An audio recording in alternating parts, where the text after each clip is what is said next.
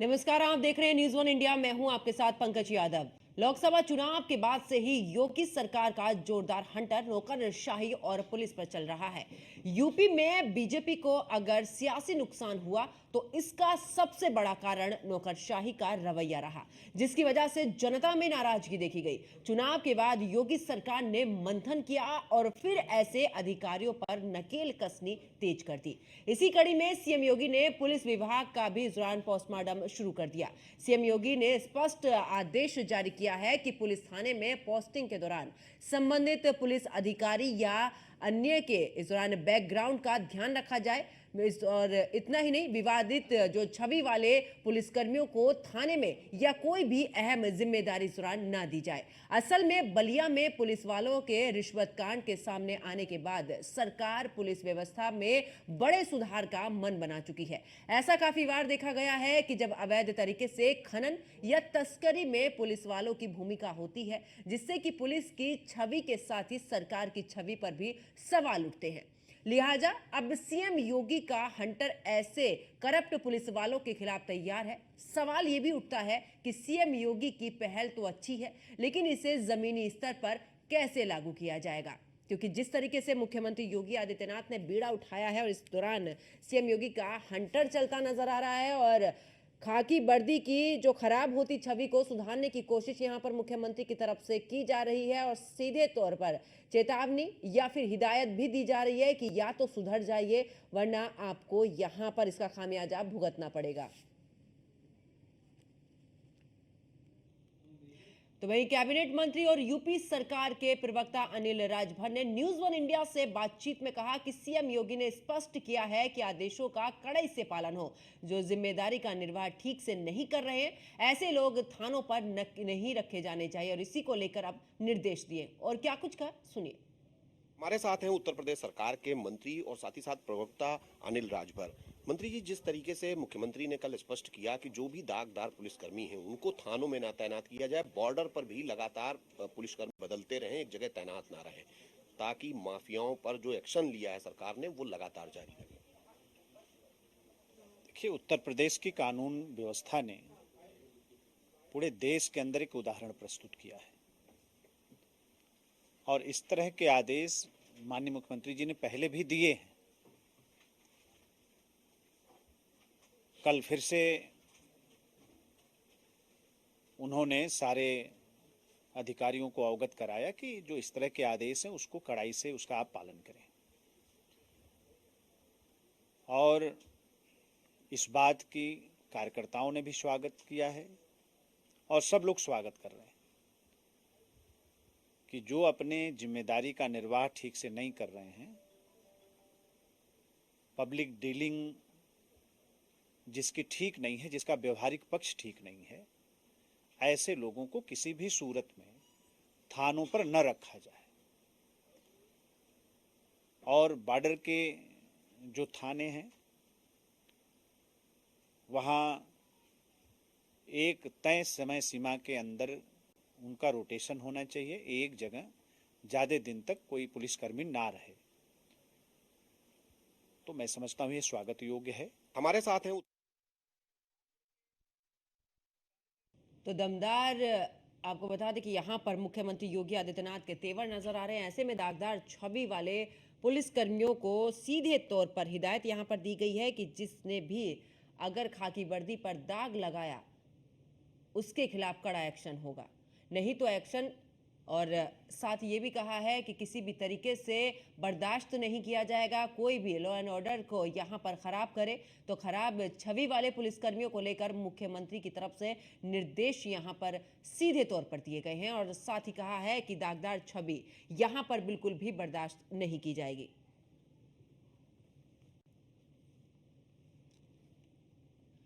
तो छवि सुधारो, नहीं तो एक्शन के लिए तैयार रहो, यह मुख्यमंत्री की तरफ से कहा गया है।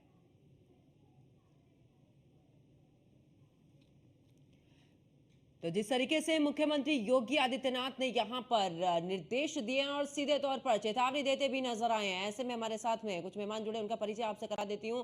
ओपी सागर एक्स आईपीएस हमारे साथ में जुड़े हैं। सर, बहुत बहुत स्वागत है आपका। और साथ ही हमारे सहयोगी एसके वाजपेयी भी हमारे साथ में लखनऊ से जुड़ चुके हैं। ओपी सागर जी, आप ही के पास में आते हुए, क्योंकि जिस तरीके से हमने देखा है 2017 के बाद से उत्तर प्रदेश से सरकार, जब से योगी सरकार आई है, सबसे ज्यादा फोकस इसी बात पर रहा है कि कानून व्यवस्था सुधरी रहे। कानून व्यवस्था सुधरी रहेगी तो सीधे से तौर पर प्रदेश की उन्नति होगी। लेकिन ऐसे में क्योंकि अब लगातार सस्पेंशन इस दौरान किए जा रहे हैं, पूरे थाने इस दौरान उनको सस्पेंड किया जा रहा है, क्या लगता है योगी सरकार आखिरकार अब पूरे एक्शन में आई है? योगी सरकार का कहना है कि जब नहीं लॉ एंड ऑर्डर सुधर रहा है, आखिरकार सरकार को यहां पर आना पड़ा। देखिए, हर एक व्यक्ति तो दोषी नहीं होता, ना ही वो भ्रष्टाचारी है, ना ही वो जो है इनएक्टिव है। हम्म। सक्रिय रूप से अगर नहीं होते तो अब तक ये जो कानून व्यवस्था बनी हुई है, या पिछले 6 साल से 7 साल से खुद योगी सरकार उत्तर प्रदेश में है, क्या कानून व्यवस्था बिल्कुल खराब थी क्या पिछले 6 साल?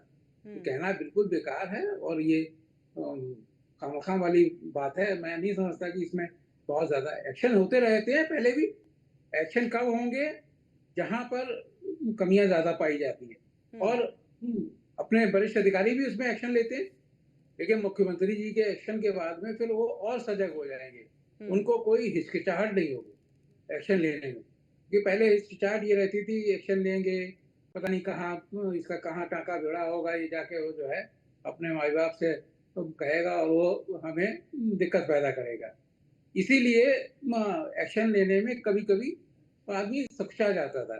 और ये मतलब जाहिर सी बात है, एक्शन लेने में एसपी एसएसपी का ही मेन रोल होता है, सारी पुलिस फोर्स उनके अंडर में होती है। हाँ, ये है कि इंस्पेक्टर तक की सस्पेंशन की पावर तो है ही, लेकिन उसके ऊपर जो है वो उनके खिलाफ कार्रवाई, उनको बर्खास्त करने की कार्रवाई, ये डीआईजी के परिव्यू में रहती है।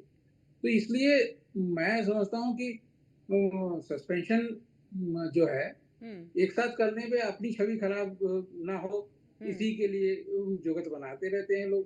तो भाई कोई भी घटना होगी, कोई मुख्यमंत्री जी को लगा कि बहुत सारा गड़बड़ है, इसलिए उन्होंने कर दिया।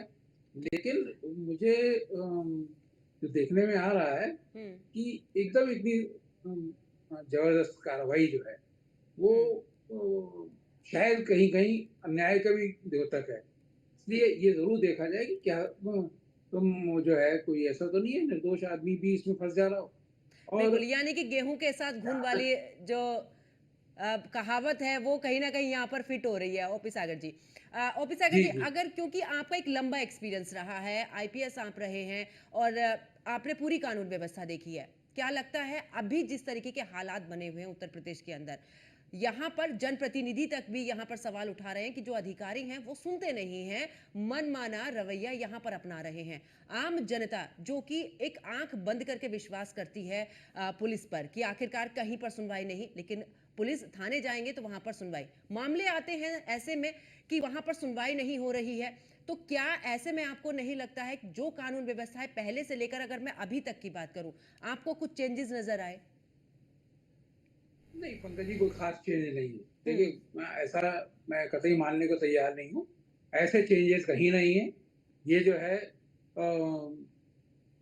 हो सकता है इन कार्रवाई के बाद में उनको संतुष्टि होती हो मुख्यमंत्री जी को, और लेकिन इसके साथ में जो जिनके साथ में अन्याय हो जा रहा है, निर्दोष लोग भी इसमें फंस जा रहे हैं, उनका क्या होगा?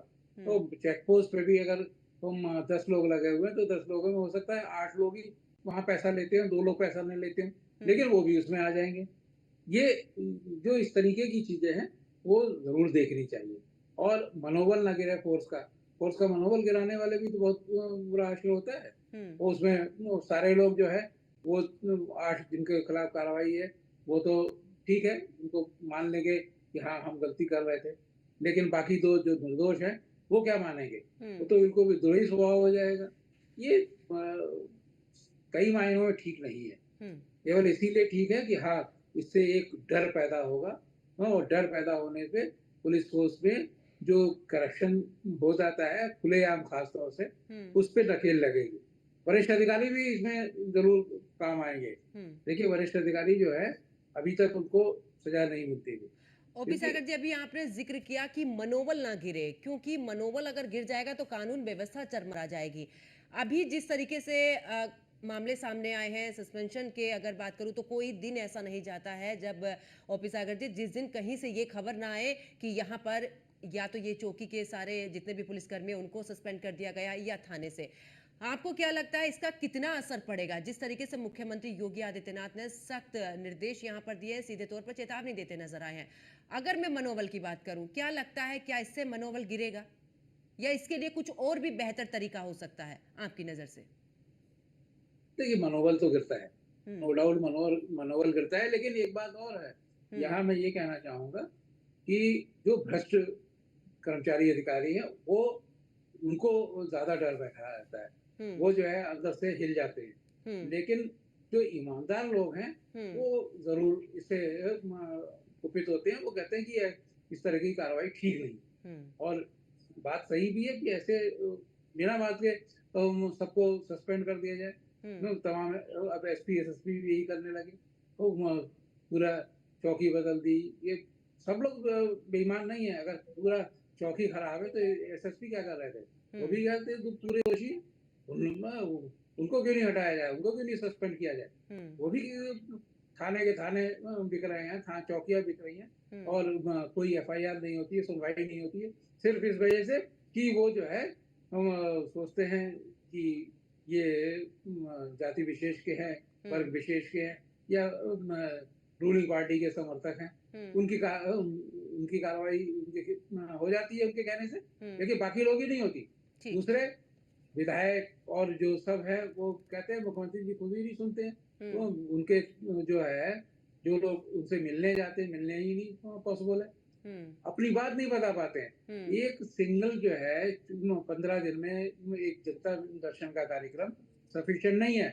ऐसा जनता दर्शन हर जिले में होना चाहिए, और जहाँ की शिकायतें ज्यादा है वहाँ के डीएम एसएसपी के खिलाफ कार्रवाई होनी चाहिए, जो कि नहीं होती। तो मेरा यही है कि अगर छवि सही करनी है हाँ। तो हर जगह, हर स्तर पर, हर मंत्री को हाँ। इस तरीके की अपने अपने क्षेत्र में जाकर वो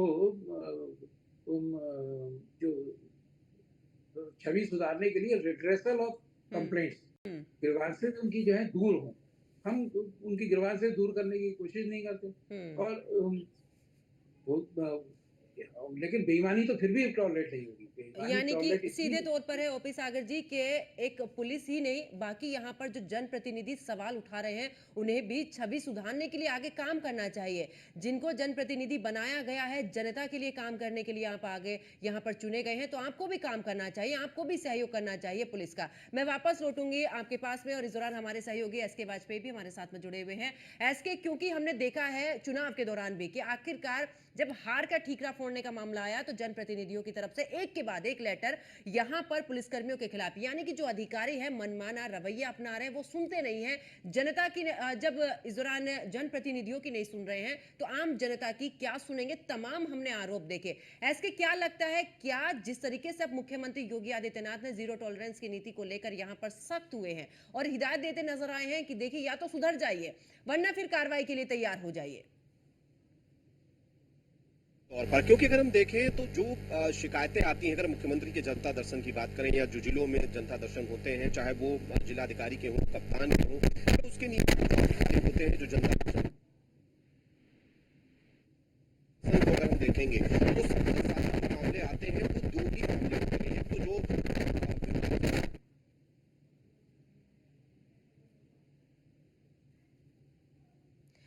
एसके में वापस लौटूंगे, थोड़ा शायद ऑडियो में कोई दिक्कत है, उसको जरूर दुरुस्त करिएगा। मैं वापस आपके पास में लौटूंगी। ओपी सागर जी, क्योंकि अभी जिस तरीके से आप जिक्र भी कर रहे थे कि जनप्रतिनिधियों को भी आगे आना चाहिए, लेकिन ऐसे में जनप्रतिनिधियों का ही कहना रहता है कि जब हम थाने में जाते हैं या हम कहीं पर भी शिकायत लेके जाते हैं, जब हमारे साथी रवैया इतना खराब रहता है, हमारी नहीं सुनी जा रही है, तो आम जनता की क्या सुनी जाएगी? एक बड़ा सवाल यहां पर वर्दी पर उठता हुआ। बिल्कुल सही है। तो इसके लिए अब तो जो नया न्याय संहिता है उसमें अच्छा प्राविधान किया गया है, उसको सख्ती से, कड़ाई से उसको लागू किया जाए कि बिना थाने जाए एफआईआर हो, बिना थाने जाए व्हाट्सएप के जरिए, ईमेल के जरिए, चिट्ठी भेजने के बाद हो जाए। लेकिन यहाँ देखा तो ये जाता है, वास्तविकता तो बड़ी अलग है। धरातल वास्तविकता ये है कि आप थाने पे भी जाइए, तो एफआईआर नहीं कायम होगी। बहुत सारे ऐसे नियम बना दिए हैं ना, फोर्जरी वगैरह में तो जो नियम है कि पहले जांच होगी। एससी एसटी में भी पहले कर दिया था कि एससी एसटी एक्ट में भी पहले जांच होगी। जांच का प्राविधान कहाँ से आ गया? सीआरपी से तो ऊपर तो है नहीं। तो नई जो है भारतीय न्याय संहिता में भी जो है इस प्रकार की कहीं जिक्र नहीं कि पहले जांच की जाए तब एफआईआर की जाए। लेकिन वो मनमाने तरीके से एफआईआर पहले जो है एसएचओ जांच करेगा, फिर उसको लगेगा तो ठीक है, तो 7 दिन के अंदर एफआईआर। ऐसे ऐसे प्राविधान कहाँ से मनगढ़ंत प्राविधान आ जाते हैं, इसीलिए उसका दुरुपयोग हो जाता है और तो आम व्यक्ति की सुनवाई नहीं होती। उसी कड़ी में जो जनप्रतिनिधि हैं उनकी सुनवाई भी नहीं होती, और खासतौर से वो जनप्रतिनिधि जो कि रूलिंग पार्टी से संबंध नहीं रखते हैं। नहीं रखने वालों के ज्यादा समस्या है, उनकी सुनवाई बिल्कुल भी नहीं होती है। तो ऐसे में जब लोगों की सुनवाई नहीं होगी, जनप्रतिनिधि हैं तो ठीक है, आज रूलिंग पार्टी में नहीं है या तो रूलिंग पार्टी के खिलाफ है, लेकिन कोई ना कोई तो पक्ष विपक्ष तो लोकतांत्रिक व्यवस्था में चलता ही है। तो सबकी सुनवाई हो, वो भी 1000, 1500, लाख, 2 लाख को रिप्रेजेंट करते हैं, उनकी भी सुनवाई होनी चाहिए। और अगर सब पूरा ओवरऑल जो है स्ट्रक्चर में सुधार लाना है तो ये तो करना ही होगा। इसमें मुख्यमंत्री जी का ये एक्शन ठीक ही है। ज्यादा से ज्यादा लोग अगर जो है उनके खिलाफ एक साथ कार्रवाई होने से दहशत हो जाती है। करप्ट अधिकारियों को, कर्मचारियों को जरूर जो है इसका एक सबक सीखने को मिलता है, वो अपनी आदत में सुधार कर ले। बिल्कुल। लेकिन पुलिस और अधिकारी क्योंकि नहीं, ये ओपी सारे सागर जी, विभागों में। सवाल ये भी है कि देखिए जिस तरीके से आपने भी अभी जिक्र किया था थोड़ी देर पहले कि जन समस्याओं को लेकर जनता दरबार लगाया जाता है, लेकिन ऐसे में कई बार ऐसा हुआ है जब अलग अलग जगहों पर हमने देखा है कि तहसील स्तर पर यहाँ पर जन सुनवाई हो रही है, लेकिन वहां पर एक टाइमिंग फिक्स कर दी गई है, उस टाइमिंग के बीच में भी अधिकारी नहीं पहुंचते हैं, लोगों की समस्याएं नहीं सुनते हैं, उन्हें डांट के भगा दिया जाता है। कई मामले हमने ऐसे देखे हैं, हमने खुद से खबरें चलाई हैं। ऐसे में भी एक कड़ा एक्शन लेने की तो जरूरत है ना सर। अगर आप नहीं सुनेंगे, आप इस तरीके से डांट कर भगा देंगे आम जनता से कोई भी परेशानी है, तो इससे भी तो छवि खराब होगी। कम से कम यहां पर भी शिकायतों को लेकर इत्मीनान से सुनिए, क्योंकि एक इंसान अपनी परेशानी आपसे बताने के लिए आ रहा है। पंकज जी बिल्कुल सही है। जो आदमी आता है, हो सकता है 20 किलोमीटर से आता हो, 50 किलोमीटर से आ रहा है, वो वहां पर आता है और उसकी सुनवाई नहीं होती है, या तो उसकी बिल्कुल सुनी अनसुनी कर देती। सही बात है, अधिकारी टाइम से नहीं पहुंचते। डीएम एसपी तो पहुंच जाते हैं, लेकिन बाकी अधिकारी जो है वहां समय से नहीं पहुंचते। और जो वहां पर अधिकारी पहुंचते हैं, जो ये शिकायतें लेते हैं, उसके बाद में उसका डिस्पोजल, पहले तो इसे शिकायतें सुनने का ही बड़ा तरीका गलत है। बिल्कुल, और समय के अभाव के चलते मुझे यहीं पर चर्चा को रोकना होगा। ओपी सागर एक्स आईपीएस हमारे साथ में जुड़े, आपका बहुत बहुत शुक्रिया। एसके वाजपेयी भी हमारे संवाददाता हमारे साथ में जुड़े, आपका भी बहुत बहुत शुक्रिया।